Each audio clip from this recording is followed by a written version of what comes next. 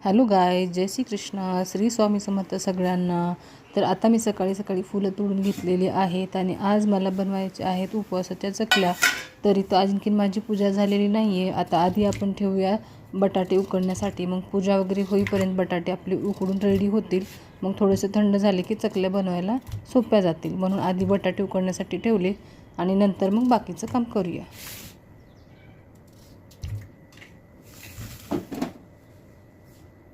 आणि नंतर दुपारून मग आणले होते आम्ही कच्चे आंबे पिकवण्यासाठी.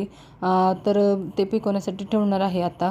आणि बाजारात भेटत आहेत आंबे, पण ते फवारलेले वगैरे असतात ना, ते केमिकलचे, त्याच्यामुळे ते खाऊ वाटत नाहीत. त्याच्यामुळे मग घरीच आम्ही पिकवतो दरवर्षी. पण तर ह्या वर्षी थोडासा उशीर झाला, कारण मार्केटमध्ये आंबेच नव्हते आलेले. आणि हे माझ्याकडे जुन्या आंब्याच्या पेट्या होत्या, जुन्या म्हणजे आधी मागवलेल्या. तर ते संपले होते आधीचे आंबे. मग त्याच्यामुळे आत्ताचे आणलेले कच्चे आंबे मी पिकवण्यासाठी ठेवलेले आहेत. आणि हे 5 ते 6 दिवसात आंबे पिकून रेडी होतील खाण्यासाठी. पकड ना कच्ची काही खाणं इकडे खाणं. आणि इथं बघा टी व्ही आणला होता नवीन, कारण पहिला जो होता जुना टी व्ही, त्याला मध्येच अशी रेष आली होती, रेड कलरच्या 2-3 लाईन पडल्या होत्या. मग ते स्क्रीन चांगली दिसत नव्हती, म्हणून दुसरा टी व्ही आणला होता. आणि आजकालच्या मुलांना बघा, काही नवीन वस्तू आणल्या तरी त्याचं काही क्रेज नाही, आणि नाही आणल्या तरी काही क्रेज नाही. आपण जेव्हा लहान होतो तेव्हा आपल्याला किती चांगलं वाटायचं की एखादी नवीन वस्तू आणली घरामध्ये, की आजकालच्या मुलांचे लाड इतके झालेत की त्यांना काहीच कोणत्या वस्तूचं वाटत नाही.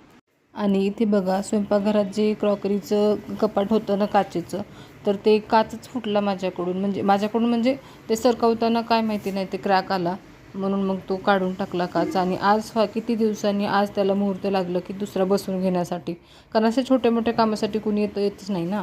तर मग आता हे बघा आलेले करायला काम, आणि त्यांनी दोन्ही काच काढून टाकलेले आहेत. आणि हा बघा ते काच फुटल्यामुळे मी किती झालं, मला वाटतं 2 ते 3 महिने झालं की मी हे कपाट साफ नाही केलं, कारण ते काचच निघत नव्हता. मग ते कसं करावं ना साफ, त्याच्यामुळे मग 2-3 महिने झालं काहीच साफ केलं नव्हतं. इतकी धूळ बसली होती त्याच्यावर की बापरे. म्हणजे मग आता हे आलेले आहेत आणि ते मग दोन्ही काच काढून नवीन काच बसवत आहेत.